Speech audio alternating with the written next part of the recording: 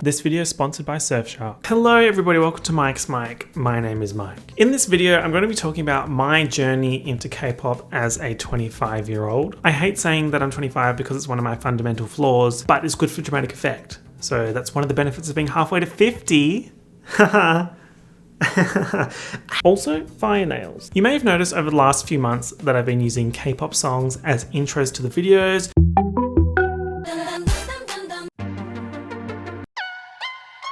Or in memes and sound effects. And that's because I've McFallen into the K-pop abyss from which there is no return. Not that I would want to return anyway. Before we get further into the video, just wanted to mention over on Instagram, I am doing a daily K-pop thing on my story. And I also have a playlist on Spotify called Emergency K-pop that I'm adding to like every few days as I come across some new faves. So if you want to check all that out, there'll be links in the description. I think the best way to do this is to talk about my journey into K-pop in stages. Stage 1, the barren wasteland, or the time before K-pop. I'm Australian. Great, okay, stage 2. I'm just kidding, babes, just kidding. Not about the Australian thing, I am Australian. No, Cleo. This journey begins with me growing up in Australia and hearing exactly 0 K-pop songs on the radio. Australian radio back in the day was hard for me. I was fighting for my life, let's be real. They would play Nicki songs and cut out the Nicki part. Don't remind me of it. It'd be like listening to Bang Bang, a song by Jessie J and Ariana. That's it. Again, showing my age here, but I couldn't exactly go on YouTube and just stream some K-pop songs because YouTube wasn't really a thing. Don't perceive my age. So my main method of finding music was listening to the radio on the way to school and so on and so forth. Thus is the space-time continuum. Boom! High school. We were in the trenches. While I did discover a lot of music in high school and really got into pop and like Lady Gaga and Nicki and everything, there was still not a single whisper of K-pop. I think it's fair to say that the implications of the resulting butterfly effects had I started standing K-pop in high school would have been devastating for humanity. No, it's true. Boom! University. Enter stage left. Bestie from engineering, May. She's not actually here, but I wish she was. Shout out to May. Hashtag shout out to May. She was super smart, which is relevant to the story. Remember that. Now, during one of our study sessions, she was listening to a song called G by a group called SNSD or Girls' Generation. So technically my first exposure to K-pop was hearing the song G in 2014 while studying for a second year engineering exam. Who is Girls' Generation? Girls' Generation were a South Korean girl group formed by SM Entertainment, active between 2007 and 2017. Their music style was kind of this electro-pop, bubblegum pop, and then also had like hints of R&B and like hip-hop and everything.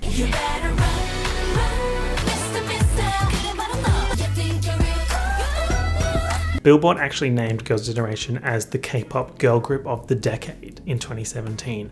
So I think if you're trying to get in, that's a good starting point. That was kind of the starting point for me. Shout out to the girls. Also, remember how I said that May was super smart? Well, she stand Girls' Generation. Correlation does imply causation. You want to be smart? Stand Girls' Generation. 2 + 2 = 4. Boom. Stage 2, the corporate Beat Saber era. Before we get into stage 2, I think this is a really good time to mention that this video is sponsored by Surfshark. Surfshark is a virtual private network available as an app and browser extension that essentially lets you access content from anywhere and protects your personal data by encrypting all the information sent between your device and the internet. I haven't made a wallet because I'm scared of people scanning my cards. Do you really think I'm browsing without a VPN?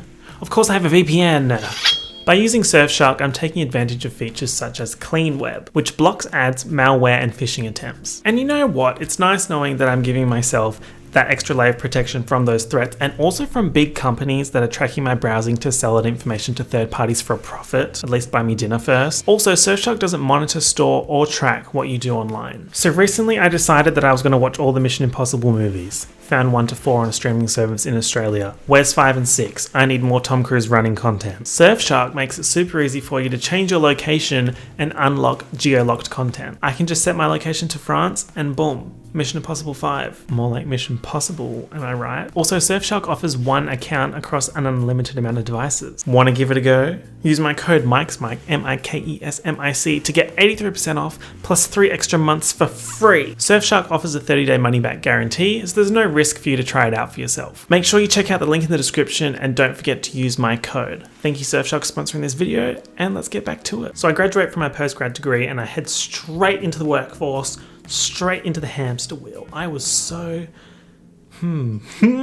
At this point, the only exposure that I'm getting to K-pop is seeing my work friend Brenda streaming BTS from 9 AM to 5 PM on the Spotify friend activity. Shout out to Brenda. While I was writing down points for this video, I went through my Spotify liked songs library, and the first K-pop song that I added was this song by Boa. And I'm not going to say the song title because the way you pronounce it, someone's going to crop it, put it out of context on Twitter, and it's over for me. Turns out I liked that song on November 12th, 2018. Now, the company that I used to work for had a VR department, and sometimes on Friday afternoons, they would bring out the VR headsets and let us play Beat Saber. If you're not familiar, this is what Beat Saber is. In addition to, you know, the classics, you'd have your Feel Good Inc on there, you'd have the occasional Shake It Off by Taylor Swift medium level difficulty. There was also a song called Pop Stars by KDA. This song, you don't understand. You don't understand, something shifted. It was a light bulb moment for me, giving very much Thomas Edison. Pop Stars was released on November 2nd, 2018 by the virtual K-pop group KDA as promotion for the 2018 League of Legends World Championship. Huge sentence. Absolute scene of a sentence there. The Pop Stars music video.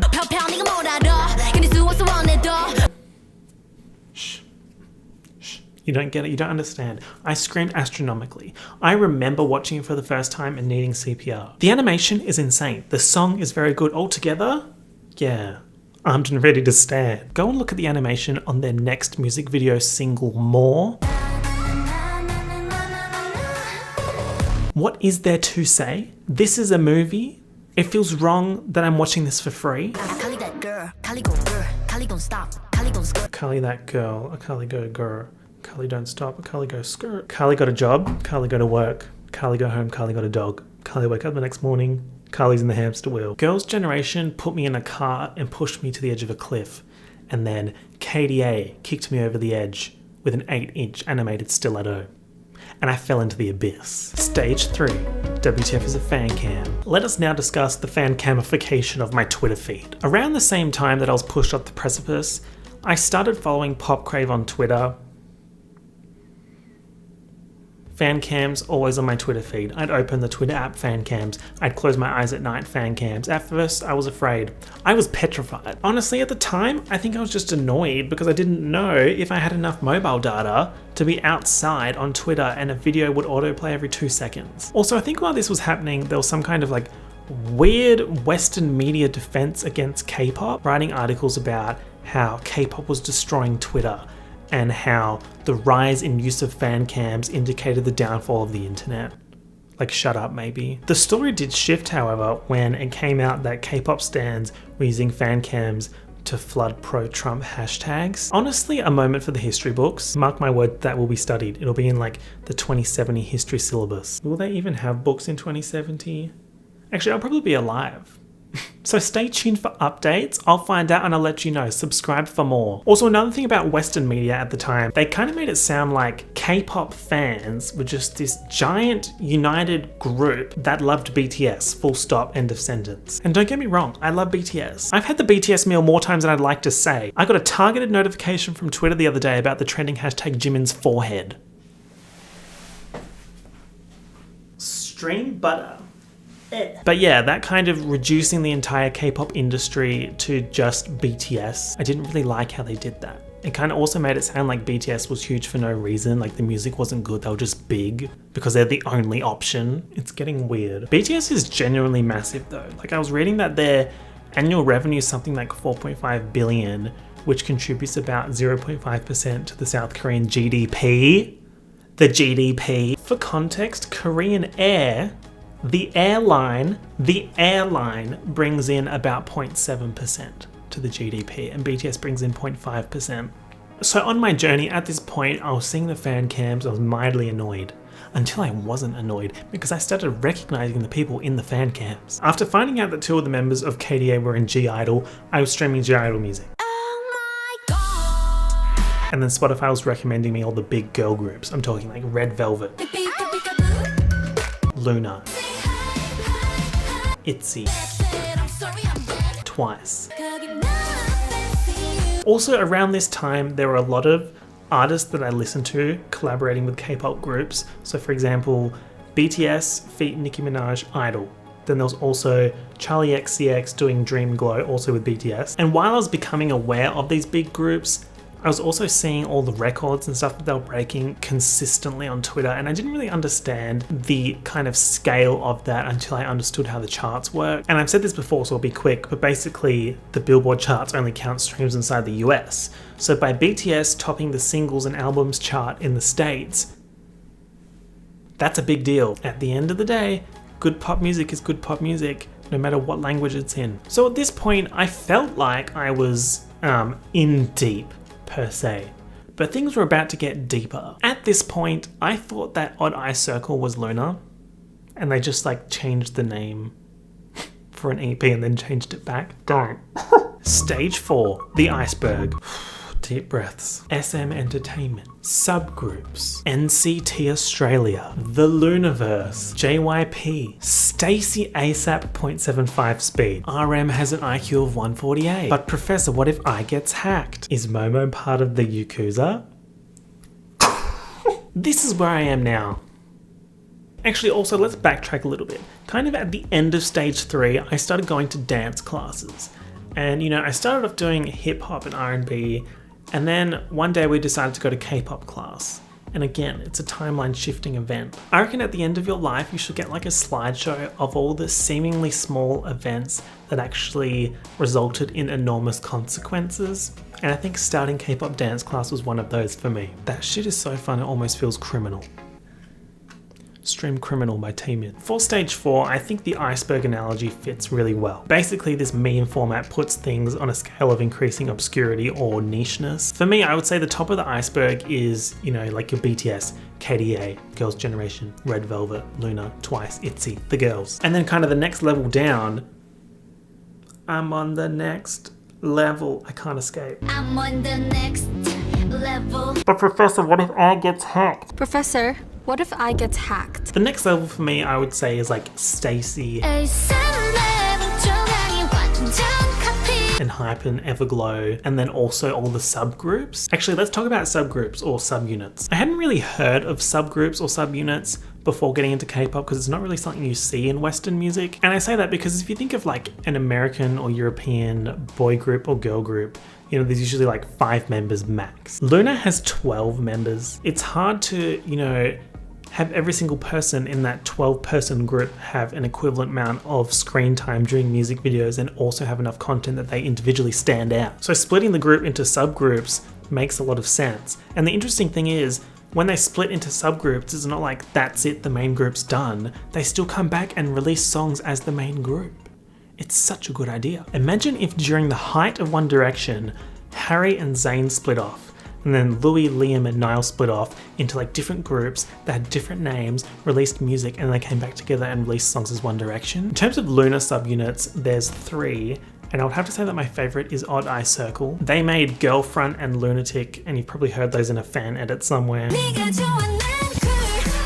When I looked into it, it seemed like each subunit released an EP around 2017, and then Luna got back together and they released more songs as Luna, but the groups haven't made anything since, so I'm wondering if they will make more. Talking about EPs kind of brings up another point about mini albums and comebacks. A mini album is basically a 5 to 7 song EP that I think the main groups are releasing maybe once or twice a year. And each mini album comes with like a dedicated rollout. I'm talking a new aesthetic, photo cards, posters, all these live videos, showcases, countdowns, premieres. Honestly, it's a lot of fun. And this will probably sound cringe, but to be honest, it's so much fun to be a part of it, and like it feels fun to just like get an alert that there's going to be a new ITZY mini album premiering in 30 minutes and you can join the live chat for it and everyone's just going crazy. But to kind of flip the switch there on how I feel about it, the discussion of these mini album release cycles brings up another point. Although it's always fun to have something to look forward to, it does kind of get overwhelming when there's just constantly new content from all these groups coming at you at all times. And the fact that there's always the promise of something on the horizon kind of makes you appreciate what you have right in front of you less. So I mentioned that there's like a new aesthetic, new music video every time a mini album drops. These music videos, there's just no competition.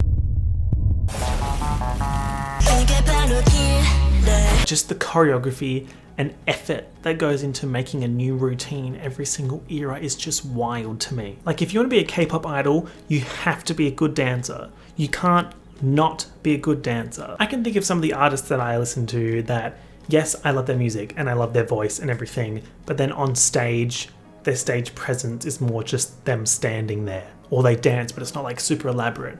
But then you compare that to K-pop and the difference is just astounding. I reckon the closest for me would be like early career Beyonce or, you know, like Tinashe. I feel like every single time Tinashe releases the music video, there's like a really solid dance break with a memorable dance in there. Or even like Normani in her single song, not plural, single. So back to the iceberg. I would say the third level of the iceberg is things like, oh, Sophie produced the song 24 Hours by ITZY. ITZY for 24 hours. Kesha actually wrote the song Run Devil Run in like 2007 and sold it to SM Entertainment, who gave it to Girls' Generation. Throwing the trash, clearing the junk, comparing the can, you're gonna get stung. Also on this level, I'd put like K-pop memes, discovering how the industry works, and then also becoming aware of like the darker side, like when stans do way too much, or cultural appropriation, or scandal cover-ups. I think those last three things would be like good for a second video, but definitely something that I would need a lot more time to do more research on. And kind of offshooting from that, by seeing K-pop memes, I'm also getting exposed to, you know, fans analyzing every single thing that an idol says or does during an interview, or if they mess up at a performance slightly, what the reaction to that is. To be honest, being an idol looks super stressful, not just in the sense that you have to constantly perform at your peak in these like huge dance routines, but then also you have to be hyper vigilant, because if you're in an interview and you look at someone for 1 second for too long, that could be like hundreds of dating rumors, or it could be, you know, fighting rumors. In terms of who's pulling the strings behind the scenes, this is where it gets really interesting. You sort of have these giant entertainment companies that have a bunch of the biggest groups each, and then how they allocate budget and promo to each one can kind of be a bit of a mess. I would say so far in my journey, I've kind of come across three. There's SM Entertainment, JYP, and then Big Hit. Also, I'm saying entertainment company rather than like record label, because it seems like they also sign actors and actresses. Amongst other groups on their roster, SM Entertainment has Girls' Generation, EXO, NCT, Red Velvet, and iceberg, and then all the subgroups and also soloists like Taemin, whose music I've actually really been enjoying, especially the music videos, really good. JYP has Twice, Stray Kids, and ITZY, and then Big Hit has BTS, TXT, and then some soloists. I would say that finding out about the entertainment companies is kind of like finding out an artist is signed to Atlantic Records, which is a subsidiary of Blah Blah, which means that they can't collaborate with Blah Blah because they're under like different record label. Basically, it's the same as with anything else. When you find out how much money's involved and how the financials work and all the politics that come with that, it all gets pretty wild. To finish off this video and my kind of journey into K-pop, I might say what I'm really enjoying right now. I am beyond obsessed with ASAP by Stacey. Stacey Girls, We Just Went Down. Also, their other songs, So Bad, exactly. And overall, I really like every single upbeat pop song that ITZY and Red Velvet have released. You know, I'll always like anything KDA puts out. And more recently, I've been really getting into Enhypen, like that kind of sound. And also, one of the members of Enhypen is from Brisbane. So hi Jake, if you're watching this. So yeah, I would say at this stage in my journey, you know, I'm on stage 4. I'm at the iceberg, between level 3 and level 4, and I'm about to go deeper. The oxygen level's about to decrease. The pressure's about to increase. That brings me to the end of this video. If you enjoyed it, feel free to leave me a like. Maybe in the comments let me know what your favorite song or group is. I think that would be quite interesting. And feel free to, you know, recommend artists and songs to me on Instagram in the DMs. And if you're interested in my K-pop playlist, it's in the description, as is the link to Surfshark for that really good deal. So make sure you check that out too. Thank you all so much for listening. I know this one was a little bit different to the last couple, but I had fun and I hope you did too. And yeah, I'll talk to you all soon. Peace out. Bye. Welcome to the end screen. Here you will find another video for you to watch and a link to easily subscribe to my channel. So make sure you subscribe to my channel.